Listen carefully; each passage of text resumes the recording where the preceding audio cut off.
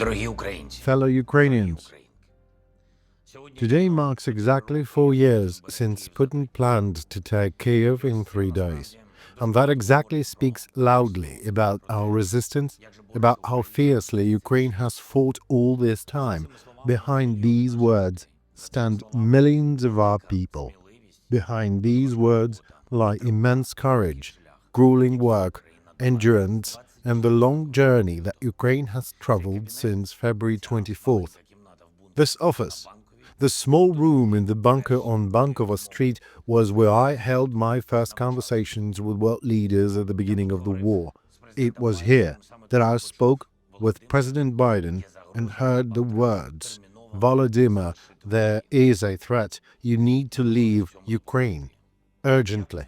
We are ready to help with that." And here I replied that I needed weapons, not a ride. And not because we are all fearless or made of steel, we are all living people.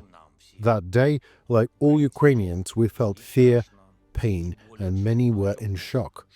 Many did not know what to say, but on some invisible level, all of us knew one thing: there is no other Ukraine for us. This is our home, and we all understood what had to be done. It was a choice made by millions of Ukrainians. Our people did not raise a white flag, they defended the blue and yellow one instead.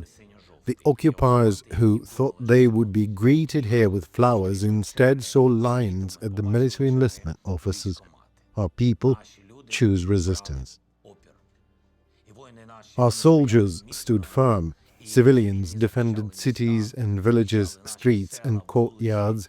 Ordinary people formed human walls to stop columns of enemy vehicles, and together they showed lost Russia the only right path out.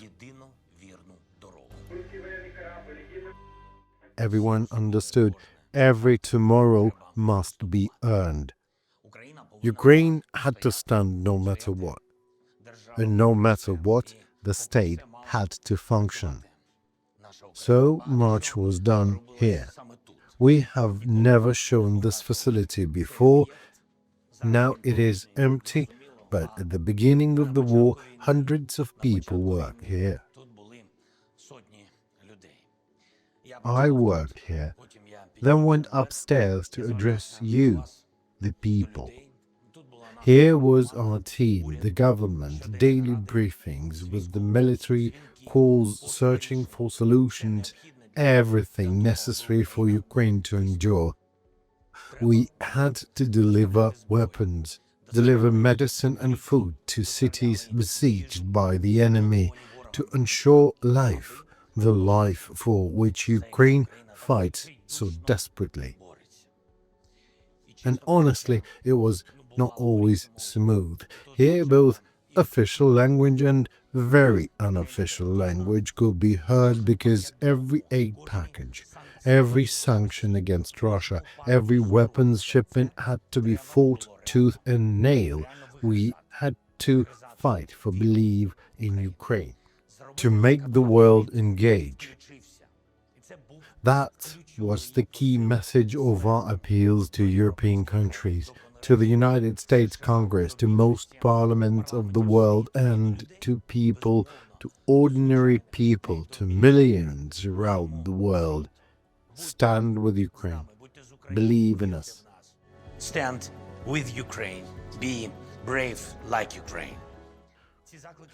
And those calls worked because Ukrainians fought in a way that took the breath away.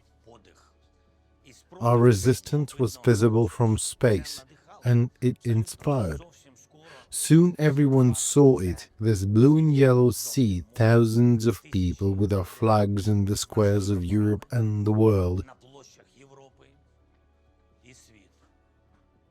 And so, gradually, painfully, brick by brick, Ukraine built the support that allowed us to endure when we held out on the first day of the war. The longest day of our lives. Then another, and one more. Then a week, 2, then a month.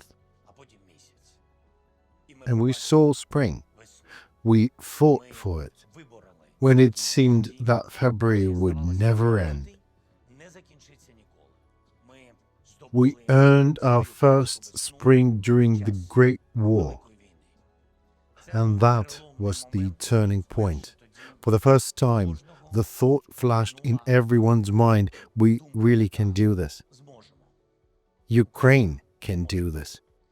I really like the phrase that everyone reposted back then, a kind of summary of the first phase of the full-scale invasion.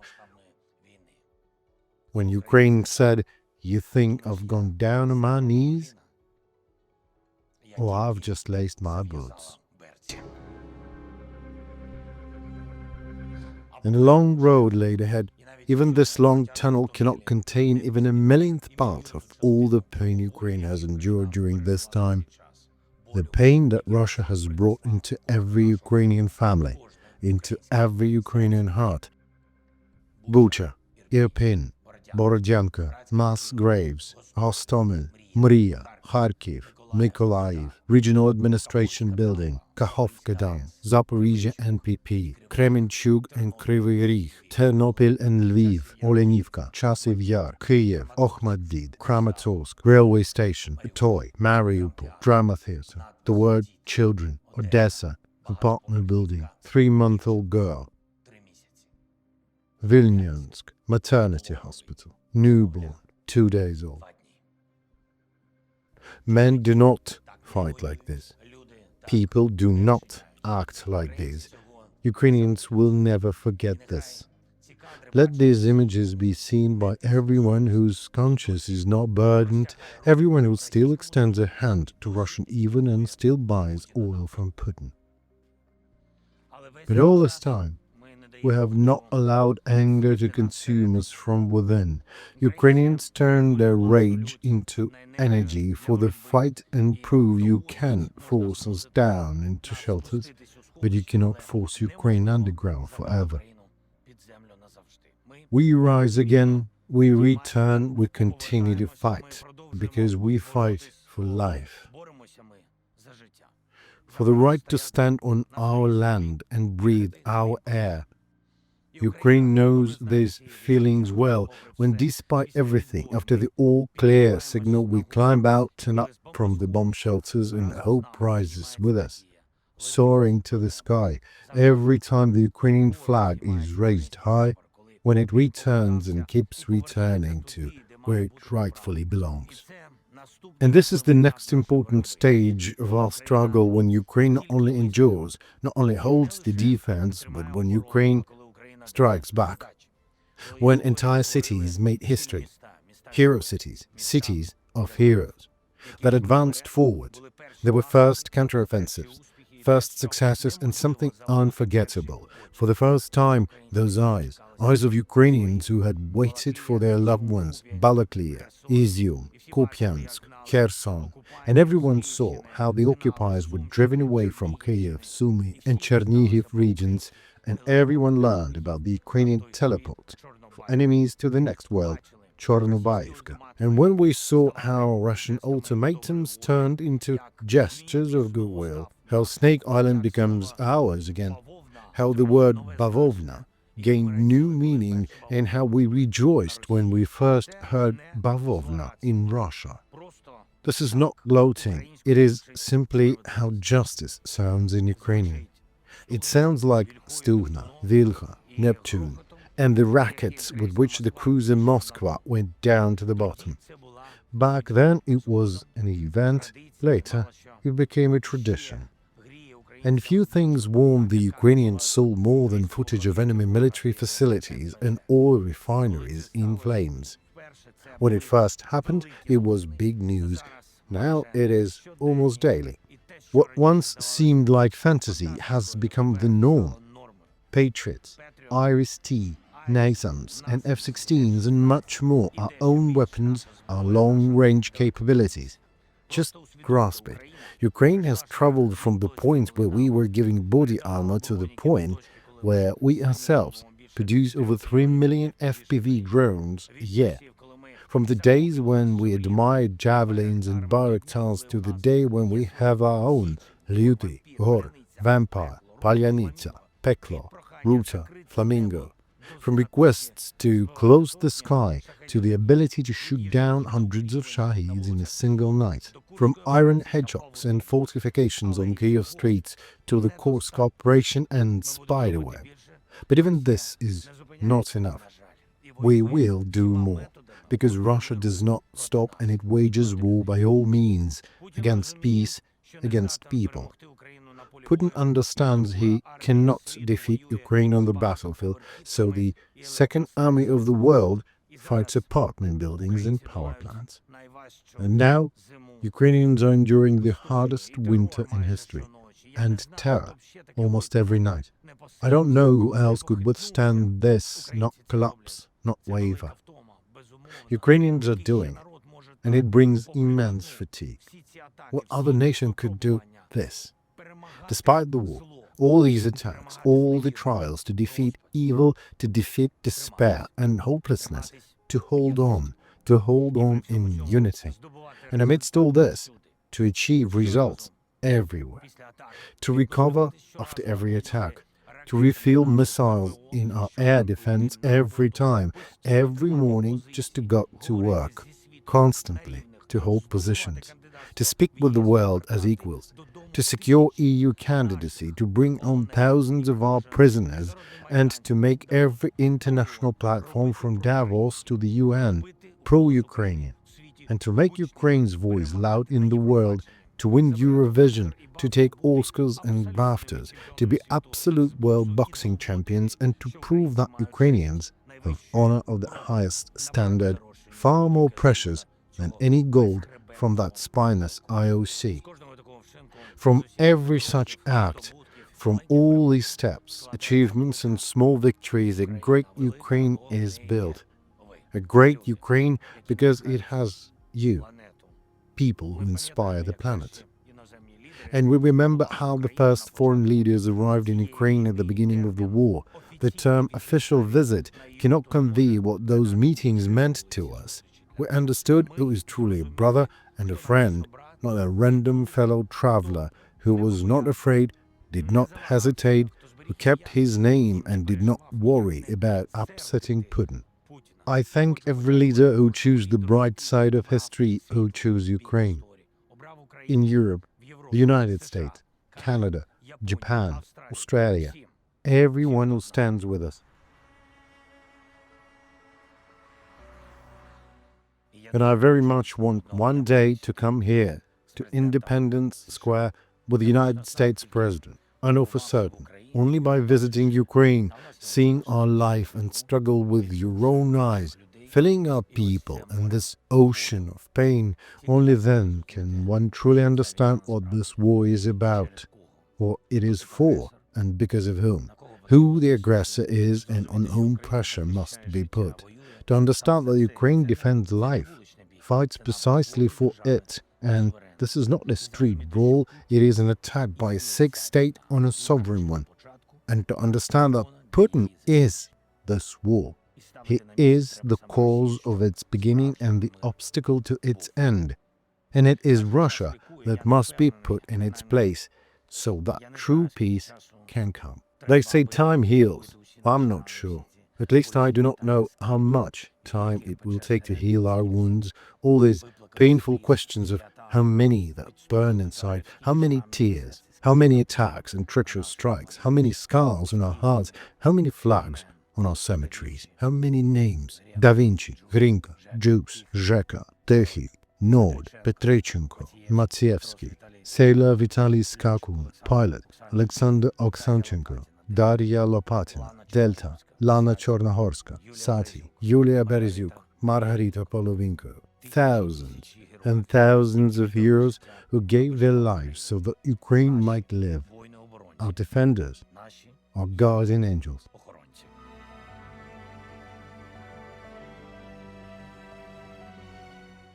But I'm certain they have told God the whole truth about this war, about how we defend ourselves, defend our land, life, independence, our culture, history, our sense of fear, our people. 1,462 days of full-scale war. 12 years since the start of Russian aggression. For some, an entire lifetime. Of course, we all want the war to end, but no one will allow Ukraine to end. We want peace, strong, dignified, lasting. Before every round of negotiations, I give our team clear directives. They always come as classified decrees, but I will not reveal any state secret by saying my main message aloud. Do not zero out all these years. Do not devalue all this struggle, courage, dignity, everything Ukraine has gone through. It cannot be surrendered, forgotten, betrayed. That is why there have been so many rounds of negotiations and battles over every word, every point, for real security guarantees, so the agreement is strong. History watches us closely. The agreement must not simply be signed, it must be accepted by Ukrainians. Dear people, the force that has held us all these years is you, our people. Our resistance, it is you, Ukrainians, everyone who does not give up. Our eyes may be tied, but our backs remain unbowed. I thank every man and every woman who carries independence on their shoulders, every warrior for strength, your parents, children, wives, and husbands for endurance. I thank everyone who makes Ukraine stronger through their work, who brings light and warmth back to our homes, who heals, who volunteers, who teaches, and who learns in university or school and learns the most important thing, to be human, to be Ukrainian. I'm proud of you. I believe in each and every one of you, in all of you, to who, without any exaggeration, I have the honor to address the great people of a great Ukraine. Looking back at the beginning of the invasion and at today, we have every right to say we defended our independence. We did not lose our statehood. Ukraine exists, not only on the map. Ukraine is a subject of international relations. Our capital stands, Kyiv stands, Sumy, Chernihiv, Dnipro, Zaporizhia, Kramatorsk, Odessa, and Lviv stand. Putin has not achieved his goals. He has not broken Ukrainians. He has not won this war. We have preserved Ukraine, and we will do everything to achieve peace and to achieve justice. Spring is less than a week away. We are enduring the hardest winter in history. That is a fact, and it is very hard. But just as on the first day of the war, we continue to build our tomorrow, step by step, deed by deed, achievement by achievement. And every result, every success, every Ukraine has done it, is the merit of all of you, the Ukrainian people. Слава Україні!